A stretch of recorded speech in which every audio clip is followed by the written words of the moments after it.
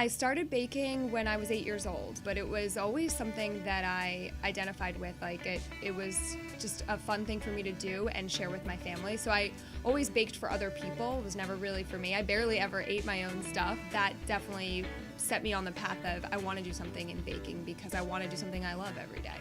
I'm Michelle Carfagno. My business is the Greater Knead, and we're located in Bensalem.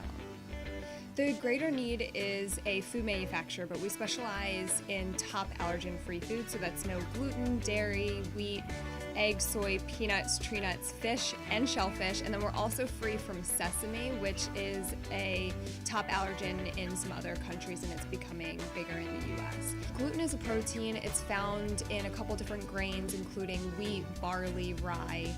The issue that some people have is either celiac disease, which is an autoimmune disease caused by a reaction to gluten, or what's a little bit more common is an intolerance. My relationship with food is so important because it's at the root of every culture. I mean, everything begins with food and what you eat, and I think all family gatherings revolve around food. So to not eat the foods that you used to be able to eat during the holidays or birthdays, it's so isolating. It was when my sister and grandfather were diagnosed with celiac disease that I realized, okay, this is the time. Going to bagel shops all the time on the weekend, those were some of the favorite memories that I had. It made the most sense to try to recreate something that I knew they were missing, and I figured a lot of other people would be missing it too. We do everything here, so from beginning to end, we source all of our ingredients. They come in here, and we're making the raw product all the way to the finished product and packaging it ourselves. So trying to get an actual New York style bagel to be gluten-free was a challenge, but I love experimenting and baking, and so it was exciting to try to find different flours to mimic what gluten does. Our taste and texture is the closest thing that you'll find to a New York style bagel that doesn't have all of the allergens.